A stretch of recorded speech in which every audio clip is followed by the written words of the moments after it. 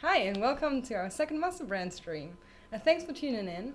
Today we're going to talk about the insights of musterbrand, how we develop a collection, and from the first drawing to the final product. I think we should start by introducing our guest today. This is Knut. He's How are the you? founder of musterbrand, and he's going to give us some insights on musterbrand, like a behind the scene, really inside information. Indeed. So please tell us Good. about musterbrand. How are you guys? Thanks for tuning in. I want to use the opportunity to give you some insights, and just to explain how the general process works for Musterbrand, to understand what kind of jewelry or what kind of gem you at the end you get in your hands, and what kind of collectibles we are creating. When I founded Musterbrand, the vision was more or less to create some really cool clothes inspired by video games or any other sort of pop culture franchises. And we didn't want to be the 180th kind of t-shirt or hoodie or beanie kind of printer, but we really wanted to do something very special to capture the DNA and the essence of the franchise into a garment. And make them a collectible and make them not just a coat which warms you or keeps you dry, but make something which is kind of part of the universe, part of the franchise we all love to play by ourselves. So to get there, it requires a long process. It requires a lot of manpower. It requires a lot of knowledge. And there are many partners involved, and I think it's interesting to understand that when you just wear something, it's not like a jacket, but to understand what is the way those things getting created. Now, we start very often, almost 1.5 years in advance of a game release, or when a movie is being released, or with a music artist. And we work with the artists and with the creators to really understand what the new game is about. We've got to learn what the story is about. We've got to learn what the artists consider to be the key elements of the fun of that certain game. And through that process, we come up with some ideas of what would be appropriate for the certain audience, what would be what the player would love to see in a physical product. We decide what colors will be taken. We decide what kind of fabrics, what kind of wool, what kind of texture the garment or anything should have. And then pitch that forward and backwards with the studio, to really create something which is part of the universe. So whatever we finish, whatever we get, does really contain a lot of effort and a lot of artistic input from the studio. So it's not just like us drawing something and getting it manufactured. Mm-hmm. But everybody, the creators are heavily involved in what we are doing. Now, that's the first step, and that's still on paper and still digital. Mm-hmm. And then we're getting into to the next chapter, into the next phase of bringing that thing into life and making a physical product. We manufacture our garments and our products in various countries in the world, and that's not been chosen because we want to travel the world, but it's rather, what do we find the right infrastructure, what do we find the right facilities, and what do we find the right factories, the right plants to which have an appropriate process meeting our demands for our garments. We do a lot of the knitwear in Portugal. Mm-hmm. Because Portugal has a history in knitwear, and you really find some very talented factories there, like Francesco, who's doing a lot of our stuff. The outerwear, all the jackets are being manufactured, sewn or assembled in a factory in Vietnam. the fabrics, therefore, are all the components to kind of create a kind of a coat are also manufactured more or less in the Southeast Asian kind of region. China, Korea, Japan, that's where we mainly buy the fabrics from. The zippers, they're coming from other parts in that world. We do have a exclusive manufacturer for labels, for any buttons, for any kind of hang tags, whatever you're getting attached to that, which are manufactured in close to Hong Kong and then being sent to the certain factories, and they are then more or less assembling all the various components. Particularly with the outerwear thing, you have like 10 different sort of suppliers supplying into one coat.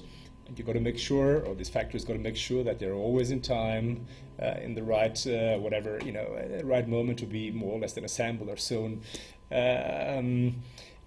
to be ready when the game release is out.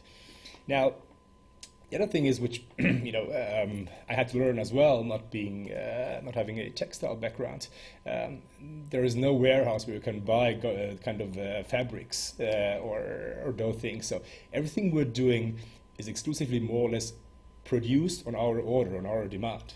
Okay. So it also takes a long time to get things more or less done and manufactured.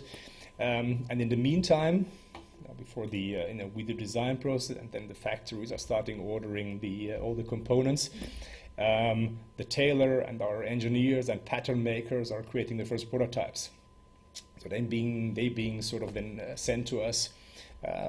We test them, we amend them, we make sure that the fitting is right. We very often we got to make some tweakings just because the garment and the architecture of many things are different in real world than we sort of had them in our initial concept. So they're changing processes after the first sample you get. Yeah, it is like as everything is more or less sort of cut and sew or exclusively manufactured. Mm-hmm.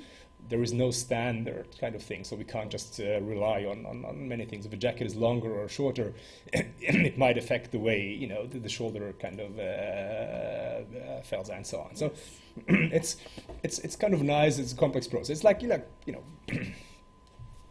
like going to a local tailor and kind of getting your suit or something or a shirt manufactured there. So it's it goes forward and backwards, and then at a certain point in time, obviously the components which we ordered being ready, so they then kind of being distributed to the factories and our partners. Then they're producing the so-called pre-production sample. So that's the first time we're really going to see the item out of the final fabric, the final color. It does have already the sort of almost final labeling, and they being sent to us. We again do a final check to make sure that everything is in line before going into the sort of mass production. Do you send the samples as well to the publishers and licensing? Good point. So that's then obviously the moment when that's always a big surprise for the studios when they sort of get the almost final kind of designs as a physical thing. They get the artworks and then they get the final product. Well, when you like it, when like everything is at its place. They got to prove it obviously because we're working on their licensing, and obviously as we use their franchise, they should be involved. Of course.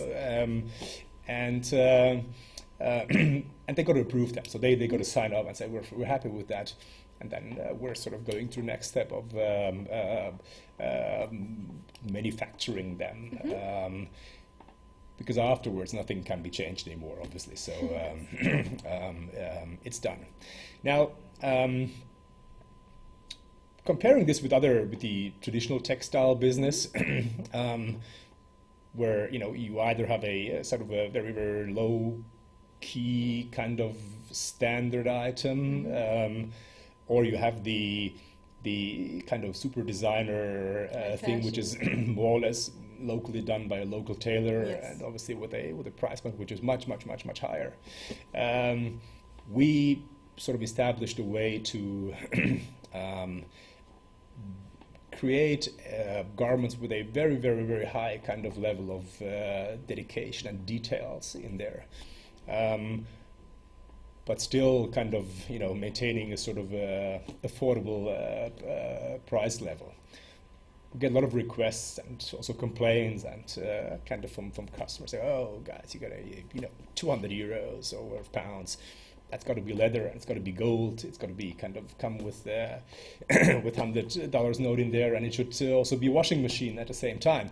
I think if we, if you look into the effort we invest from all parts, whether it's a studio, whether it's us, our team, and the manufacturer, it really explains what the price and the quality at the end sort of makes up.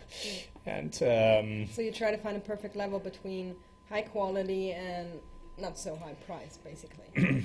Well, it's obviously we've got to make sure the fans and the audience is it's still affordable to them. It's got to be in a commercial kind of bandwidth. But yeah, we're quite proud of what we achieved. So I'm kind of I'm wearing them every day, and just to try to increase the user experience with that and make sure that we're kind of improving things step by step. But it is like the way we create things is quite unique, because the traditional kind of textile business is based on copying. So I think 99% of everything you get is like they're buying that from some designers and sending it somewhere else and being just copied. So it's kind of different.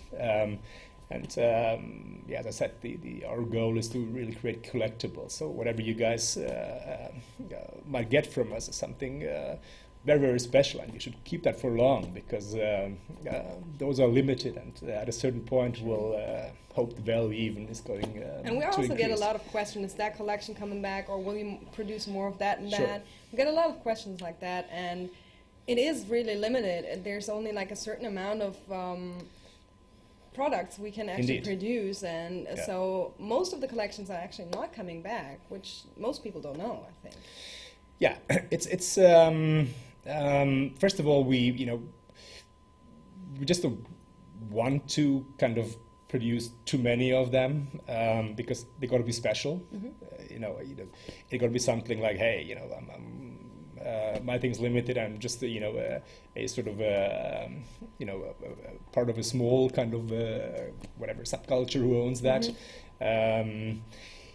It's also down to it's a production issue as well. As I explained, the lead time to make all these components is quite long, so we can't go and just dye the next fabric or buy the next fabric as we used maybe 1 year ago. And if you want to sort of achieve these details, the complexity, so the fan really kind of the inside recognizes the small details. You got to kind of live with the limited amount of items. So therefore, So what I always wanted to ask, ever since I started working here, is actually, what is your relationship to video games? I mean, it all started. Now we have the Star Wars collection, which is obviously a movie, and I heard there will be some other stuff too, but it all started with video games. What's your relationship with that topic? Well, I used to work in video games for almost 15 years. So you could see there was a demand for something very special. They were like you could get T-shirts, you could get keychains or mugs or those kind of things. Based on that, we kind of created out of a sort of wine drinking session the idea of why can't we do, or let's try to do musterbrand, let's try to do something very very special. And